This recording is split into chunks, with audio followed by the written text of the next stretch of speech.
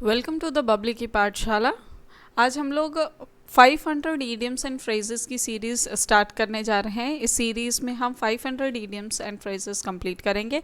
ये उसका पहला वीडियो है। Okay, let's start. इसमें पहला इडियम है against a rainy day. Against a rainy day का मतलब होता है कुछ चीज़ें बचा के रखना, अपने बुरे वक्त के लिए बचा के रखना, उसी को हम अगेंस्ट अ रेनी डे कह रहे हैं। जैसे यहाँ पे आप एक पिग्गी बैंक देख रहे हैं। पिग्गी बैंक में कंटिन्यूस अमाउंट में, कंटिन्यूस फॉर्म में हम एक अमाउंट डाल रहे हैं, कॉइन जा रहा है बार बार। इसी तरीके से हम अपनी सेविंग करना सीखते हैं अपने चाइल्डहुड में। उसके बाद जब हम बड़े होते हैं, अर्न करने लगते हैं, तो फिर हम बैंक्स में सेव करते हैं, म्यूचुअल्स में इन्वेस्ट करते हैं, एसआईपी लेते हैं, अलग अलग फॉर्म में हम इन्वेस्ट करते हैं। क्यों इन्वेस्ट करते हैं? कि जब हमारा बुरा वक्त आए तो हम उस चीज़ को, उन पैसों को यूज़ कर सकें। ऐसे ही एनिमल्स जो हैं वो अपने फूड को स्टोर करते हैं अपने बुरे वक्त के लिए। तो इसका मतलब यही है, बेसिकली इसका मतलब यही है, फॉर टाइम्स ऑफ नीड, जब ज़रूरत हो, उस ज़रूरत के समय हम कोई भी चीज़ जो सेव कर रहे हो, या फूड सेव कर रहे हो, या अमाउंट सेव कर रहे हो, जो भी सेव कर रहे हो वो हम यूज़ कर सकें। तो हम अब सेंटेंस से समझते हैं। सेंटेंस है, do not spend all that you have, save something against a rainy day. जो भी आप अर्न कर रहे हैं वो पूरा खर्च मत करें और कुछ बचा के रखें अपने रेनी डे के लिए, मतलब बुरे वक्त के लिए। Now to come to the next one, against the grain. Against the grain मतलब होता है कि किसी की डिज़ायर के अकॉर्डिंग ना होना, जो वो आदमी चाह रहा है उसके अकॉर्डिंग ना होके कुछ अपोजिट होना, उसी को हम अगेंस्ट द ग्रेन कह रहे हैं। जैसे कि यहाँ पे आप कार्टून को देख पा रहे हैं, इसको बार बार पेस्ट्री दी जा रही है बट वो हटा रहा है कि मुझे नहीं चाहिए, मुझे नहीं चाहिए, no I don't want that. तो मीनिंग इसका यही है, अगेंस्ट वंस डिज़ायर, किसी की डिज़ायर के अकॉर्डिंग ना होना, उसी को हम कहते हैं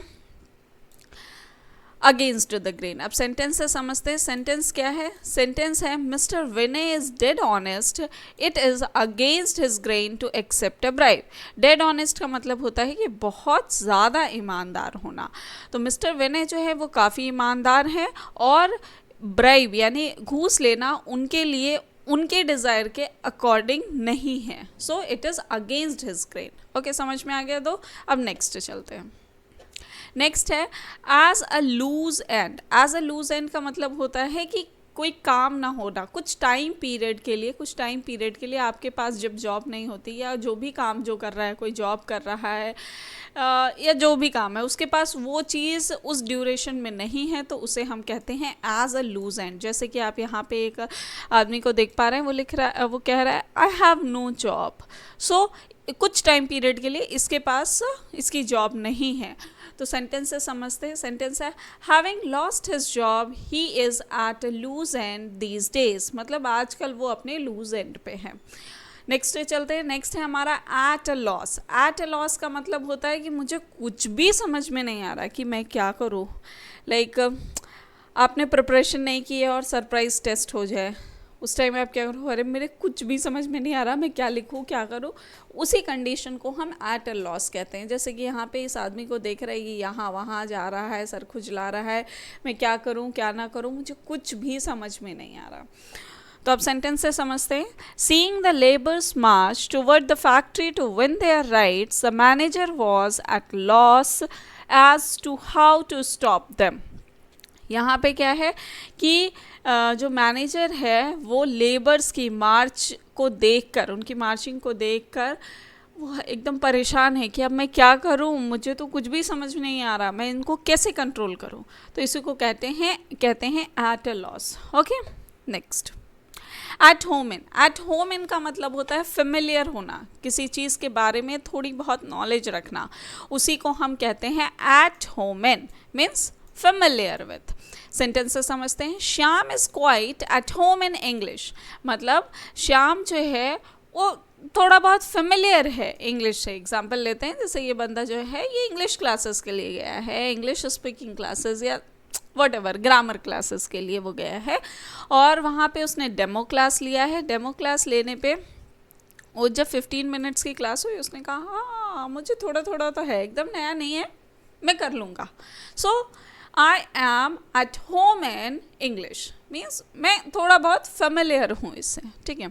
कम to the next one, at the risk of, at the risk of means अपनी जान पे खेल के कोई काम करना, उसी को कहते हैं एट द रिस्क ऑफ। से हम यहाँ पे देखते हैं ये आदमी डूबा जा रहा है, बचाओ बचाओ बचाओ बचाओ बचाओ, तो ये दूसरा बंदा आता है और उसको बचाता है। इसको पता है, दूसरे वाले को भी पता है कि ये भी डूब सकता है, इसको भी कुछ हो सकता है, बट ये आता है इसको बचाने के लिए।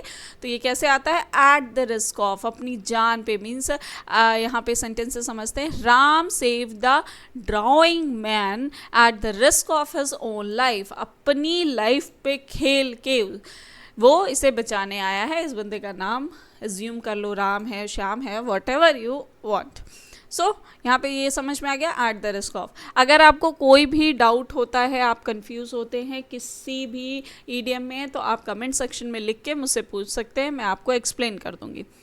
अदरवाइज मैं अपने एंड से बेस्ट प्रोवाइड करा रही हूँ। Come to the next one, at the point of. At the point of का मतलब होता है नियर, नियर मतलब बहुत नज़दीक होना किसी चीज़ के।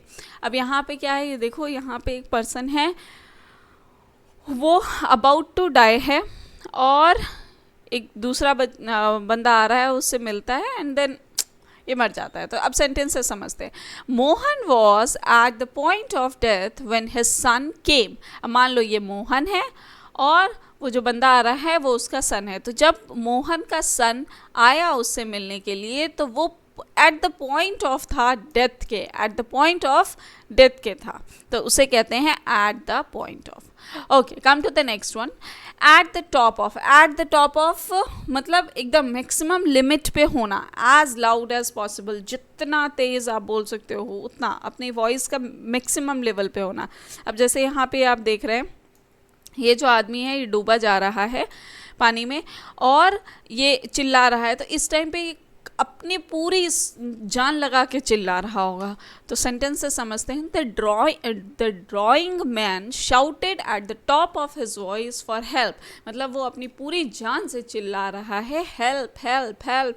तो उसको हम कहते हैं पूरी जान से बोलना, उसे कहते हैं एट द टॉप ऑफ। समझ में? Come to the next one, at any rate. At any rate का मतलब होता है पूरा, हिंदी में कहते हैं ना हमें, साम दाम दंड भेद, कुछ भी करके हमें ये करना ही है, तो उसी को कहते हैं at any rate, by all means, सारा। अब जैसे पे यहाँ पे एक लेडी को देख रहे हैं, वो अपना काम पूरा करने के लिए 2 क्या 6 हाथ बनाई हुई है, मतलब बहुत ज़्यादा काम कर रही है, किसी भी रेट पे उसे सक्सेस चाहिए। तो सेंटेंस है, at any rate I will have it, at any rate I will score well, at any rate I will do it, तो उसी को कहते हैं at any rate. Come to the next one, हमारा next 10th और last ये है eight 6 and 7। 6 and 7 का मतलब, इस रूम की कंडीशन को देख के आप समझ पा रहे होंगे कि 6 एंड 7 का मतलब क्या हुआ। 6 एंड 7 का मतलब हुआ कुछ भी प्रॉपर फॉर्म में ना होना, यहाँ पे सब इधर उधर पड़ा हुआ है, इसी को हम 6 एंड 7 कहते हैं हम। मीनिंग है इसका इन डिसऑर्डर, और सेंटेंस है, her books were lying in the room at 6 and 7। उसकी किताबें रूम में पड़ी हुई थी जैसे 6 एंड 7, जैसे इधर उधर, कुछ भी ऑर्डर में नहीं था। ठीक है, आज के लिए इतना ही। Thank you for today. हम लोग फिर मिलेंगे नेक्स्ट सेशन में, उसमें हम लोग फिर से 10 ईडियम्स या फ्रेजेस कंप्लीट करेंगे। Okay, thank you.